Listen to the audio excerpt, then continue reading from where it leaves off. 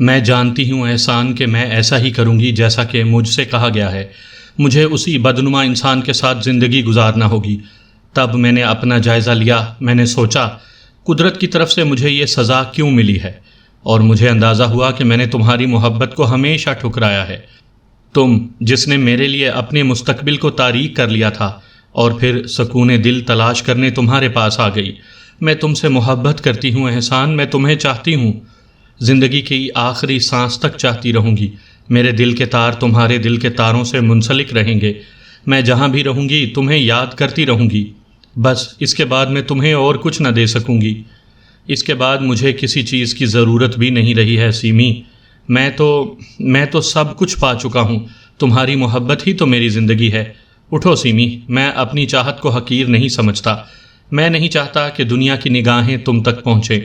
میں نہیں چاہتا کہ کسی ذہن میں تمہارے بارے میں کوئی برا خیال آئے۔ سنو سیمی، میں زندہ رہوں گا۔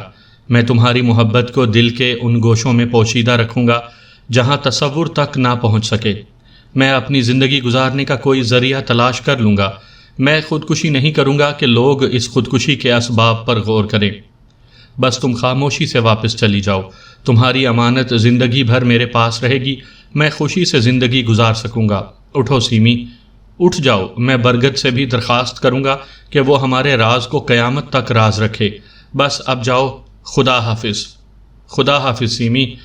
وقت نہ برباد کرو، کہیں ایسا نہ ہو کہ زمانے کی آنکھ کھل جائے۔ اس نے سیمی کو کھڑا کر دیا اور پھر اس کے دونوں ہاتھ اٹھا کر چوم لیے۔ سیمی، خدا حافظ، خود کو سنبھالے رکھنا، ہمیشہ ہمیشہ کے لیے خدا حافظ۔ اور سیمی واپس مڑ گئی۔ طالوت کے قدم جم گئے تھے۔ وہ پھٹی پھٹی آنکھوں سے سیمی کو جاتے دیکھ رہا تھا۔ وہ متعجب نگاہوں سے احسان کو دیکھ رہا تھا۔ احسان خاموش کھڑا تھا کسی ستون کی مانند، اور سیمی نگاہوں سے اوجھل ہو گئی۔ احسان اپنے کوارٹر کی طرف چل دیا۔ ہم دونوں برگد کے نیچے کھڑے رہ گئے۔ یار، تیری اس دنیا میں کیا کیا ہے؟ یہاں اگر بدماش ہیں تو پیٹ بھر کر، اور شریف ہیں تو وہ بھی انتہا کو پہنچے ہوئے۔ اپنی سمجھ میں کچھ نہیں آیا۔ طالوت گردن جھٹکتے ہوئے بولا۔ میں کوئی جواب نہ دے سکا۔ اس کا مطلب ہے کہ سیمی صاحبہ ہم دونوں میں سے کسی سے بھی متاثر نہیں تھیں، یعنی صرف خوش اخلاقی برت رہی تھیں۔ بہرحال وہ نیک لڑکی ہے، میں نے کہا۔ ابے تو ہم کون سے برے ہیں؟ مگر یار، ان خان صاحب کا راز معلوم کرنا ضروری ہے۔ آخر یہ احسان خان ہیں کیا شے؟ بڑا کٹھن ہوگا طالوت، وہ زبان نہیں کھولے گا۔ ہاں، مجھے احساس ہے، اور یقین کرو زندگی میں پہلی بار کسی کام میں مجھے بے بسی محسوس ہو رہی ہے۔ اس کی زبان کھلوانے کی ترکیب سوچو۔ میرا خیال ہے یہ کام جلد از جلد ہو جانا چاہیے، طالوت نے کہا۔ میں نے گردن ہلائی۔ ترکیب تو میری سمجھ میں بھی کوئی نہیں آ رہی تھی۔ جب کوئی ترکیب سمجھ میں نہ آئے تو ایک ہی راستہ رہ جاتا ہے، وہ یہ کہ سب کچھ سچ مچ بیان کر کے اعتماد حاصل کرنے کی کوشش کرو۔ چنانچہ اس وقت بھی یہی فیصلہ کیا گیا۔ میں نے دوشالہ اتار لیا اور طالوت سے بھی سامنے آ جانے کی درخواست کی۔ کچھ سوچا؟ طالوت بولا۔ ہاں، آؤ ایک ترپ لگاتے ہیں، ممکن ہے کامیاب ہو جائے، میں نے کہا، اور پھر میں اور طالوت خاموشی سے اس کے کوارٹر کی طرف چل پڑے۔ سامعین کرام، آپ سن رہے ہیں ایم اے راحت کی لکھی گئی کہانیوں میں سے ایک دلچسپ اردو کہانی جس کا نام ہے طالوت۔ یہ اس سلسلے کی قسط نمبر 30 ہے، اور مجھے امید ہے آپ کو میری یہ کاوش پسند آ رہی ہوگی۔ طالوت نے آہستہ سے دستک دی اور اندر سے دوڑتے ہوئے قدموں کی چاپ سنائی دی۔ پھر دروازہ کھل گیا۔ شاید احسان یہی سمجھا تھا کہ کسی خاص بات کو یاد کر کے سیمی پھر واپس آ گئی ہے، لیکن ہمیں دیکھ کر وہ بری طرح ٹھٹک گیا۔ ظاہر ہے وہ بھی محل میں کسی ملازم کی حیثیت سے تھا اور ہمیں پہچانتا تھا۔ ہمیں دیکھ کر اس کی آنکھیں حیرت سے پھیل گئیں۔ وہ کئی قدم پیچھے ہٹ گیا۔ آپ میں اور طالوت اندر داخل ہو گئے۔ طالوت نے پلٹ کر دروازہ بند کر دیا تھا۔ احسان اسی طرح کھڑا تھا۔ طالوت اس کا بغور جائزہ لینے لگا۔ واقعی بے حد پرکشش نوجوان تھا۔ بیٹھنے کو بھی نہ کہو گے احسان؟ میں نے مسکراتے ہوئے کہا۔ آپ شہزادے صاحب یہاں غریب خانے پر؟ دیکھو یار، ہم ذرا کمیونسٹ ٹائپ کے شہزادے ہیں، اس لیے تکلف کو دروازے کے باہر پھینک دو، اور ہاں، اگر ہماری خاطر مدارات کرنا چاہتے ہو تو ذرا چائے وغیرہ پلاؤ، میں نے بے تکلفی سے کمرے کے اکلوتے پلنگ پر بیٹھتے ہوئے کہا۔ احسان اب بھی اسی طرح کھڑا پاگلوں کی طرح ہمیں گھور رہا تھا۔ کیوں، کیا پتی ختم ہو گئی ہے؟ طالوت نے پوچھا۔ مگر احسان نے تھوک نگلتے ہوئے کہا، یہاں کی چائے آپ کی شایان شان نہیں ہوگی۔ پہلے ایک بات تو بتاؤ، طالوت بولا، ہماری تمہاری کوئی دشمنی ہے؟ احسان نے سادگی سے گردن نفی میں ہلا دی۔ اس کے سوچنے سمجھنے کی قوتیں سلب ہو گئی تھیں۔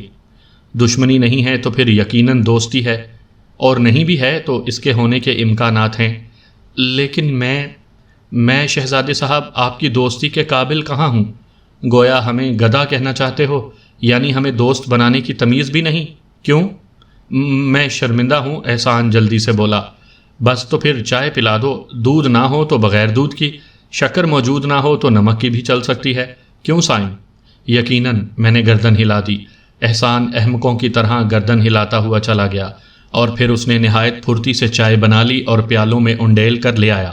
جب آپ مجھے عزت بخشنے پر تلے ہوئے ہیں تو میں کوئی تکلف نہیں کروں گا، اس نے مسکراتے ہوئے پیالے ہمیں پیش کر دیے۔ اب وہ کافی حد تک سنبھل گیا تھا، پھر بھی حیرت اس کی آنکھوں سے جھانک رہی تھی۔ تھوڑی سی تصحیح کر لو، عزت نہیں، دوستی بخشنے پر تلے ہوئے ہیں، قبول کر لو گے؟ میں شکر گزار ہوں۔ تب پھر ہاتھ لاؤ، ہاتھ۔ طالوت نے ایک ہاتھ سے پیالہ تھاما اور دوسرا ہاتھ آگے بڑھا دیا۔ احسان نے محبت سے اس کا ہاتھ تھام لیا اور پھر اس نے مجھ سے بھی ہاتھ ملایا۔ کبھی پہلے بھی دوستی کی ہے؟ طالوت نے پوچھا۔ جی، احسان چونک پڑا۔ میرا مطلب ہے ہاتھ ملا کر دوستی نبھانا بھی جانتے ہو؟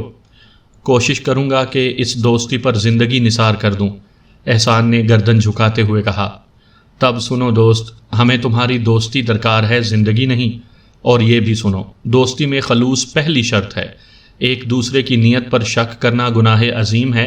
غلط کہہ رہا ہوں؟ بالکل درست ہے۔ پھر ٹٹول لو دل کو، زبردستی کے دوستوں کو دل سے قبول کر سکتے ہو یا نہیں؟ شہزادہ حضور، پوری دنیا میں میں ایک بے سہارا انسان ہوں، کوئی اپنا نہیں ہے۔ اگر کچھ ہمدرد مل جائیں تو میرے لیے سرمایہ حیات ہوں گے۔ تو سمجھ لو ہم مل گئے، اور یہ بھی سمجھ لو کہ دوستوں کے مل جانے کے بعد انسان نہ تو بے سہارا ہوتا ہے نہ تنہا۔ آج سے یہ لفظ اپنی لغت سے خارج کر دو گے۔ شاید خدا کو میری کوئی بات پسند آ گئی ہے جو مجھے آپ جیسے لوگوں کا سہارا مل گیا۔ اس نے رندھی ہوئی آواز میں کہا۔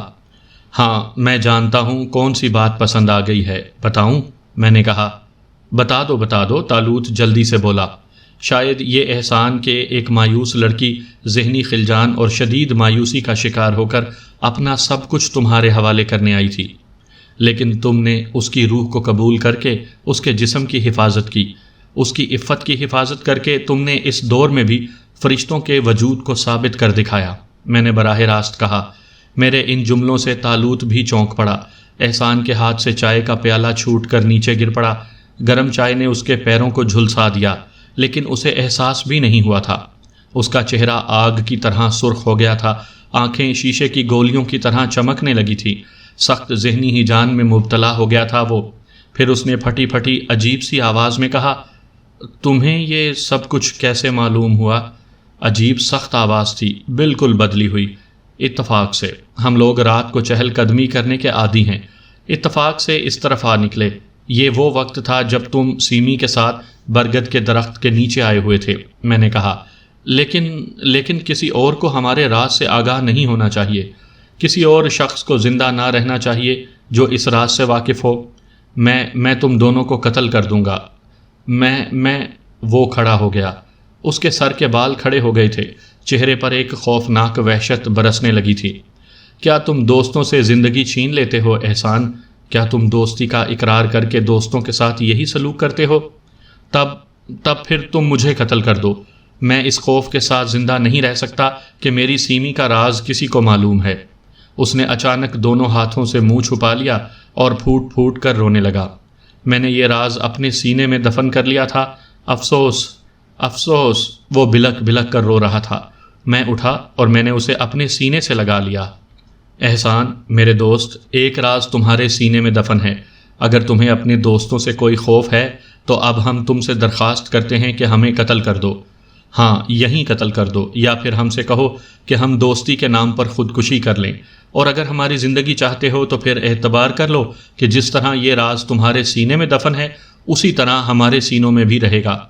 احسان نے گردن اٹھا کر دیکھا اور پھر آنسو خشک کرتے ہوئے بولا، میری خوش قسمتی ہے کہ مجھے اپنی خوش قسمتی پر اعتبار نہیں آتا کہ آپ جیسے لوگ میرے دوست ہیں۔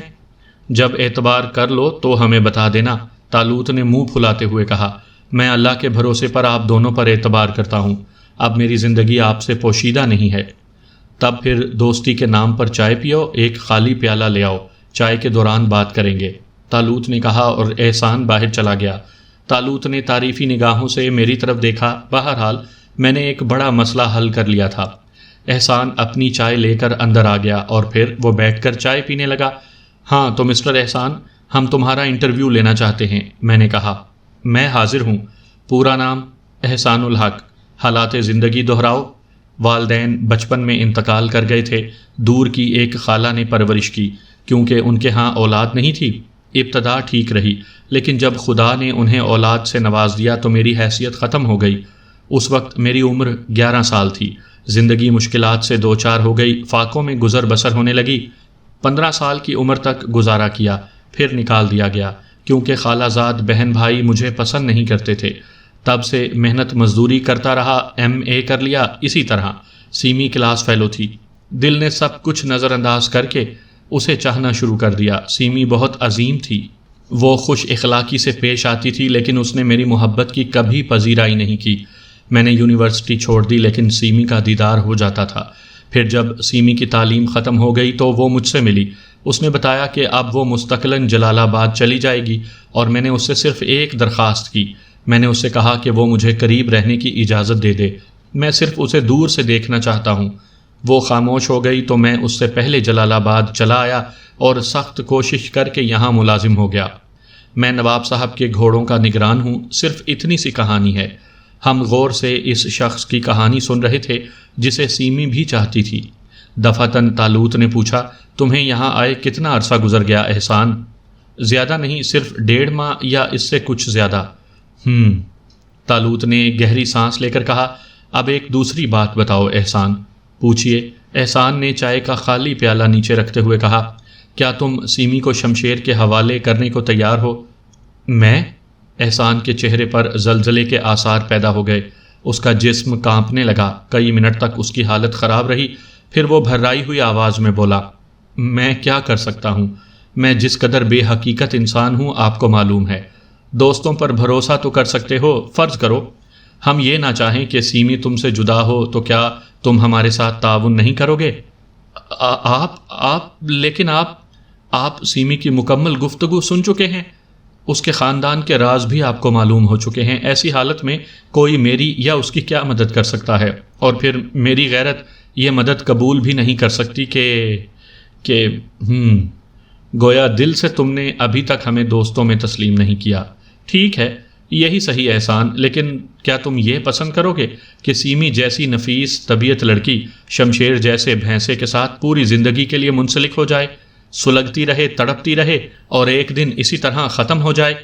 خدا نہ کرے، احسان تڑپ کر بولا۔ تب تم کیسے عاشق ہو احسان؟ اپنی محبوبہ کو جہنم میں جھونک رہے ہو، اس کے لیے کچھ نہیں کر سکتے؟ میں کیا کروں؟ احسان پھر رو پڑا۔ دوستوں پر بھروسہ، صرف دوستوں پر بھروسہ۔ یاروں کے کام یاروں سے نکلتے ہیں۔ دل سے ہمیں دوست تسلیم کر لو اور وہ کرتے رہو جو ہم کہیں۔ وعدہ ہے کہ ایک دن سیمی تمہاری ہوگی، اور یہ ہماری دوستی کا ایک حقیر سا نذرانہ ہوگا۔ نواب صاحب، شہزادہ عادل، شہزادہ سائم، آپ بے حد عظیم ہیں۔ آپ بے حد عظیم ہیں، لیکن یہ بہت بڑا کام ہے، اتنا بڑا جس کا میں اہل نہیں ہوں۔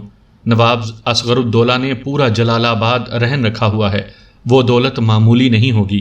خدا نے آپ کو بہت کچھ دیا ہے، لیکن میں آپ کو اس کا بدل کیا دے سکوں گا سوائے اپنی غلامی کے، اور میں اس قدر قیمتی نہیں ہوں۔ تمہارے پاس ایک قیمتی چیز ہے جس کی ہمیں ضرورت ہے، اور وہ ہے دوستی۔ اگر وہ دے سکتے ہو تو دے دو، ہمیں سب کچھ مل جائے گا، اور اگر وہ نہیں دے سکتے تو پھر کسی اور چیز کی طلب نہ ہوگی، طالوت نے کہا، اور احسان دوڑ کر اس سے لپٹ گیا۔ وہ بچوں کی طرح بلک بلک کر رو رہا تھا، اور طالوت اس کی کمر پر ہاتھ پھیر رہا تھا۔ اس رات تقریباً 4 بجے تک میں اور طالوت احسان کے پاس رہے۔ طالوت اس دوران اسے ہدایات دیتا رہا، اور پھر چلتے وقت اس نے تاکید کی، تمہاری اداکاری میں ذرا بھی لچک ہوئی تو کام خراب ہو جائے گا احسان، اور ہاں، سیمی کو اس کی ہوا نہ لگنے پائے۔ آپ نے جس طرح کہا ہے میں ویسا ہی کروں گا، احسان نے جواب دیا، اور ہم دونوں وہاں سے چل پڑے۔ کیا خیال ہے؟ طالوت نے اپنے کمرے میں پہنچ کر ایک گہری سانس لیتے ہوئے کہا۔ انتہائی مناسب، مگر یار یہ لونڈیا بہت گہری نکلی، سب معاملہ ہی الٹا ہو گیا، اور ہم اس چکر میں رہے کہ ہم میں سے کسی کی دال گل جائے گی۔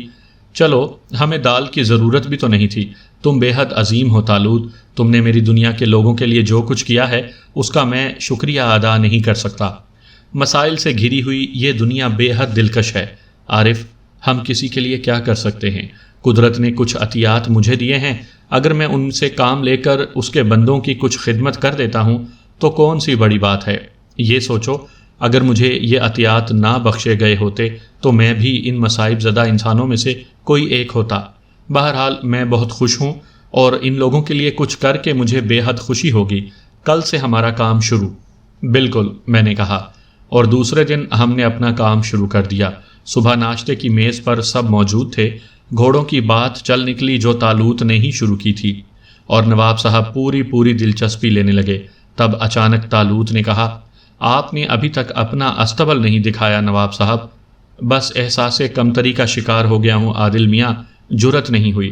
آج ضرور دیکھیں گے، ابھی ناشتے کے بعد ضرور، جو کچھ بھی ہے حاضر ہے، نواب صاحب نے کہا، اور پھر ایک ملازم سے بولے، استبل کے انچارج سے کہو کہ شہزادہ سائم اور شہزادہ عادل استبل دیکھنے آ رہے ہیں، انتظام کر لیا جائے۔ اور ملازم سر جھکا کر باہر نکل گیا۔ نواب صاحب کی زبانی معلوم ہوا کہ شمشیر کی حالت کافی بہتر ہو گئی ہے، اب وہ بالکل ٹھیک ہے۔ اس پر ہم دونوں نے نواب صاحب کو مبارکباد دی تھی۔ بس کیا بتاؤں، بچپن کے دوست کی اولاد ہے، حالانکہ یورپ نے اسے بگاڑ کر رکھ دیا ہے، نواب صاحب نے کہا۔ ناشتے کے بعد ہم اٹھ گئے، نواب صاحب ہمارے ساتھ تھے۔ ہم باہر نکل آئے، پھر نواب صاحب ہمیں لے کر استبل کی طرف چل پڑے۔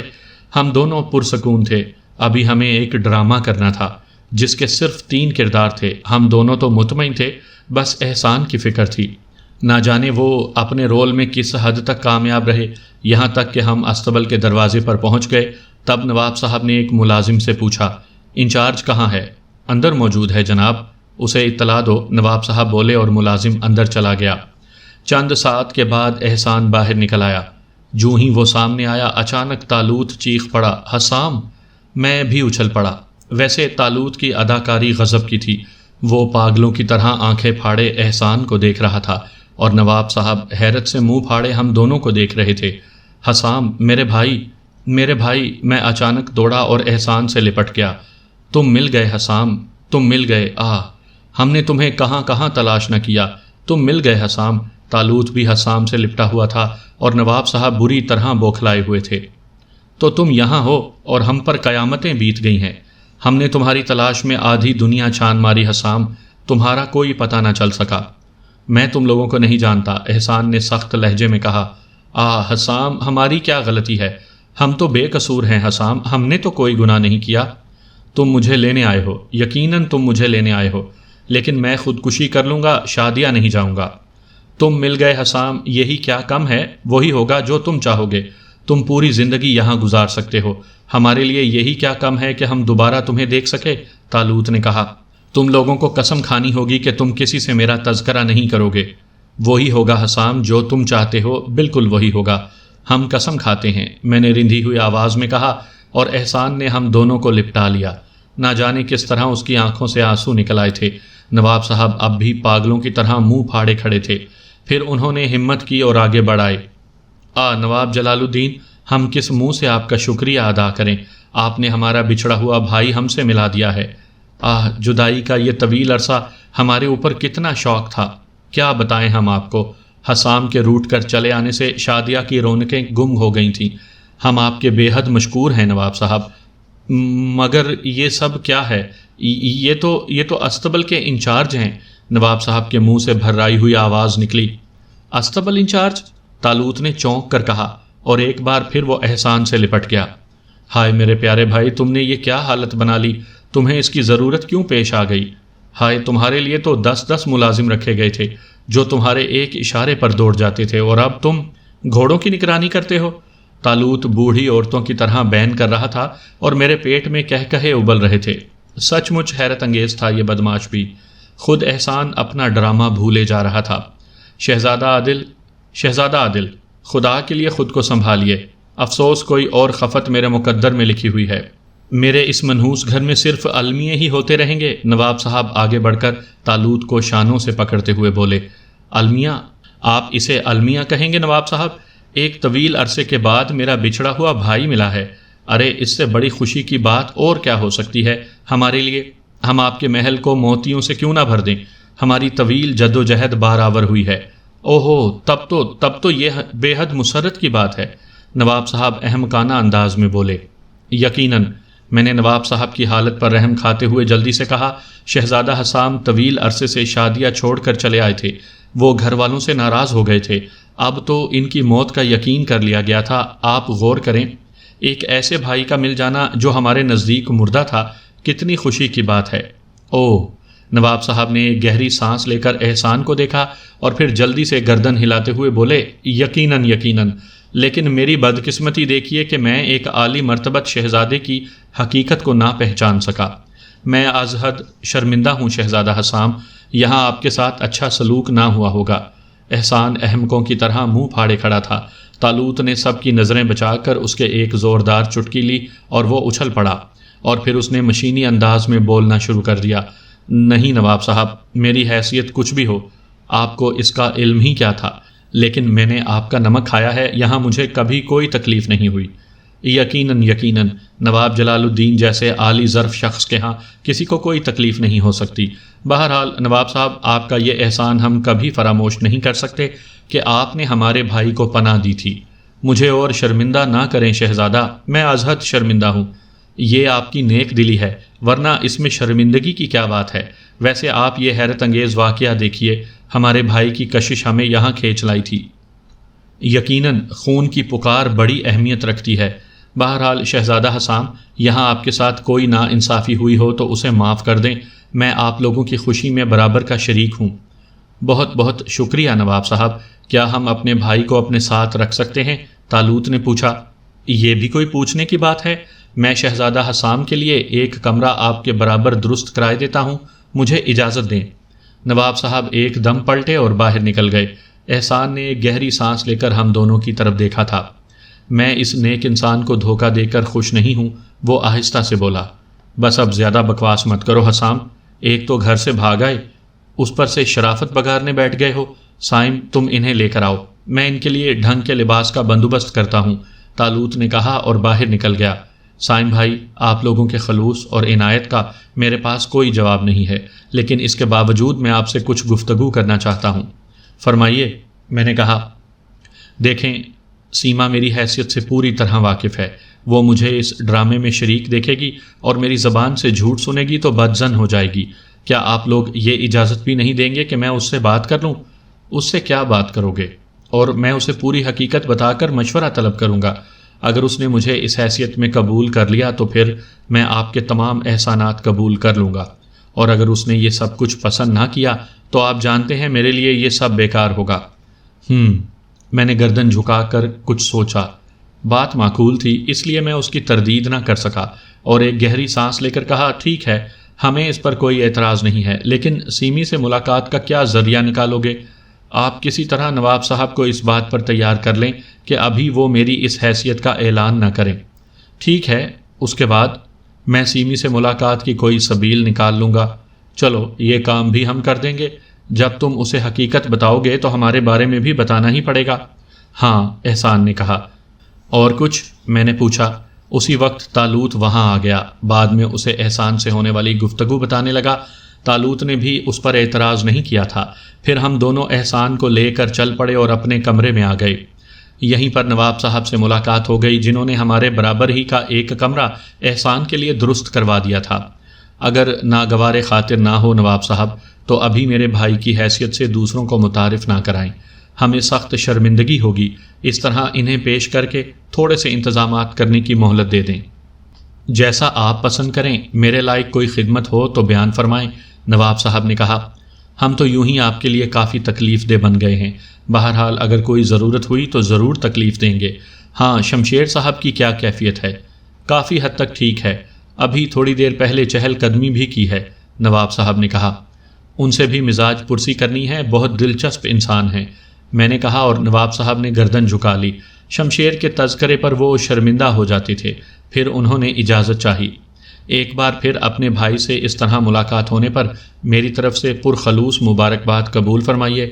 میں ذرا چلوں؟ بہت بہتر، میں نے کہا، اور نواب صاحب لوٹ گئے۔ تب ہم دونوں احسان کی طرف متوجہ ہوئے۔ احسان کے چہرے پر عجیب سی کشمکش نظر آ رہی تھی۔ اے میرے پیارے بھائی، اب تو کہاں کھو گیا ہے؟ طالوت نے مضحکہ خیز انداز میں پوچھا۔ کچھ نہیں، احسان نے مسکراتے ہوئے کہا۔ ایک دلچسپ اتفاق پر غور کر رہا تھا۔ اللہ ہمیں بھی بتا دو نا، طالوت نے زنانہ انداز میں کہا، اور احسان ہنس پڑا۔ میں سوچ رہا تھا شہزادہ کہ میرا نام احسان ہے۔ کیا ذو معنی نام ہے۔ احسان کیا جاتا ہے، لیا جاتا ہے۔ میں نے پیدا ہو کر دنیا پر کیا احسان کیا ہے سوائے اس پر بوجھ بننے کے؟ چنانچہ دنیا نے مجھے خود پر سوار کر کے خود میرے اوپر احسان کیا ہے۔ گویا میرا نام احسان ہے، احسان لینے والا۔ محبت کی کامیابی کے لیے بھی میں کچھ نہ کر سکا۔ اس کے لیے آپ کا احسان مجھ پر ہوگا، بشرط یہ کہ یہ بیل منڈے چڑھ جائے۔ آپ کا نام عادل ہے اور آپ اس میں بامسمہ ہیں۔ یہ ناموں کا الٹ پھیر بھی کیسا عجیب ہے۔ ہاتھوں کے الٹ پھیر کے بارے میں کیا خیال ہے؟ طالوت نے ہونٹ بھینچ کر کہا۔ میں نہیں سمجھا۔ احسان نے اسے دیکھا۔ دیکھ بھائی، ہم ذرا بے تکلف قسم کے لوگ واقع ہوئے ہیں۔ 24 گھنٹوں سے ہم تمہیں یاری دوستی کے لیے تیار کر رہے ہیں، لیکن ابھی تک تم ذہنی طور پر ہمیں قبول نہیں کر سکے ہو، اور یہ تو تمہیں احساس ہے کہ تم ہمارے چھوٹے بھائی ہو اور شادیہ سے فرار بھی ہوئے ہو۔ چنانچہ اگر ہم دونوں ہاتھوں کے الٹ پھیر پر آمادہ ہو گئے تو ایک تو تمہاری یہ حسین شکل بگڑ جائے گی، دوسرے دیکھنے والے ہنسیں گے اور یہی سمجھیں گے کہ بڑے بھائی ناراض ہو کر چھوٹے بھائی کے کل پرزے درست کر رہے ہیں۔ چنانچہ بہتر یہ ہے کہ کسی احسان وغیرہ کو قریب نہ پھٹکنے دو۔ یار رہو، یاری بڑی حیثیت رکھتی ہے۔ بات صرف تمہاری ہی نہیں ہے، اس معصوم اور خوبصورت لڑکی کی بھی ہے جس سے ہم تم سے پہلے واقف ہوئے تھے۔ وہ نیک فطرت اور سادہ دل بھی ہے، اور یار کسی حسین لڑکی کو ایک باولے ریچھ کے چنگل میں پھنستے دیکھ کر کون اس کی مدد کو نہ دوڑ پڑے گا؟ چنانچہ اگر تم اسے احسان ہی سمجھتے ہو تو اپنے اوپر نہ سمجھو، یا پھر آدھا آدھا بانٹ لو، اور پھر تمہارا نام احسان نہیں حسام ہے، کیا سمجھے؟ یہ آخری الفاظ طالوت نے ڈپٹ کر کہے تھے۔ احسان نے ہنستے ہوئے گردن جھکا دی۔ میں ہاتھوں کے الٹ پھیر کے لیے حاضر ہوں۔ کیا واقعی اتنے ہی سعادت مند ہو؟ طالوت نے اسے گھورا۔ آزما لیں عادل بھائی۔ احسان کی آنکھوں میں آنسو بھر آئے۔ تو سنو، میرا حکم ہے ایک دوست ایک بڑے بھائی کی حیثیت سے کہ آئندہ ہمارا تعارف کسی احسان وحسان سے مت کروانا۔ دوست ہو، بھائی ہو، ہمارے اوپر اپنا پورا حق سمجھو۔ دل میں کسی ایسے تصور کو جگہ مت دو جو ہمارے خلوص کی توہین ہو۔ کھلے دل سے کہے لگاؤ، ہنسو اور اپنی محبت کو کامیاب بناؤ۔ تمہاری طرف سے ہمارے خلوص کا یہی صلہ ہوگا۔ احسان کے منہ سے ایک لفظ نہ نکلا۔ اس نے جذباتی انداز میں طالوت کا ہاتھ پکڑ لیا تھا۔ آؤ تمہارے کمرے میں چلیں، دیکھیں نواب صاحب نے کیا کیا ہے۔ ہم تینوں دوسرے کمرے میں داخل ہو گئے، اور پھر طالوت احسان کو اور مجھے چھوڑ کر اپنے کمرے میں چلا گیا۔ میں سمجھ گیا تھا کہ وہ کیوں گیا ہے۔ تھوڑی دیر کے بعد وہ واپس آیا۔ اس کے ہاتھ میں سیاہ رنگ کا ایک سوٹ کیس لٹک رہا تھا۔ لو بھائی، اس میں تمہارے نئے لباس اور ضرورت کا دوسرا سامان ہے۔ اب تم غسل کرو اور لباس تبدیل کر لو۔ لنچ پر تمہاری ملاقات دوسرے لوگوں سے ہوگی۔ آپ بھول گئے عادل بھائی۔ کیا؟ طالوت نے چونک کر پوچھا۔ وہ سیمی؟ او ہاں، تب پھر آج تم پورا دن قیدی کی حیثیت سے گزارو۔ اور سائم بھائی، احسان کے سلسلے میں نواب صاحب کو مطمئن کرنا آپ کا کام ہے۔ ٹھیک ہے، وہ میرے اوپر چھوڑ دیں، میں نے کہا، اور پھر ہم دونوں احسان کے کمرے سے نکل آئے اور اپنے کمرے میں پہنچ گئے۔ طالوت میری شکل دیکھ رہا تھا۔ کیسا؟ اس نے عجیب سا منہ بنا کر پوچھا۔ بہت عمدہ، میں نے گردن ہلاتے ہوئے کہا۔ طالوت نے گہری سانس لی۔ ہماری دال کہیں نہیں گلے گی یار، اس لحاظ سے یہ ماحول بہت بور ہے۔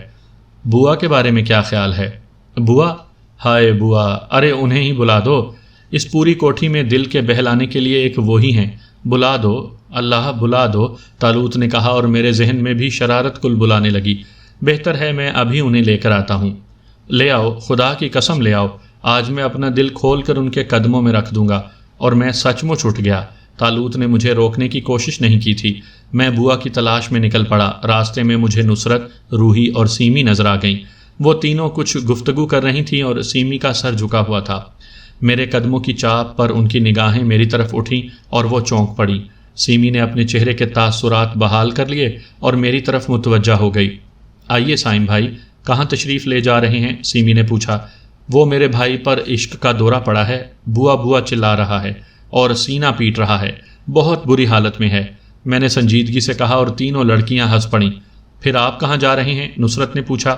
بوا کو اطلاع دینے اور انتباہ کرنے کہ میرے بھائی کی موت کی ذمہ دار وہی ہوں گی۔ میں بوا کو لاؤں سائم صاحب؟ نصرت نے پوچھا۔ بعد میں بوا آپ کو کھا جائیں گی کیونکہ عادل سخت تکلیف میں مبتلا ہے۔ لڑکیاں ہنس پڑیں۔ پھر روحی بولی، تب ٹھیک ہے، لیکن ایک شرط ہے سائم بھائی، ہمیں بھی ان دونوں کے، میرا مطلب ہے ہمیں بھی دیکھنے کی اجازت ہوگی۔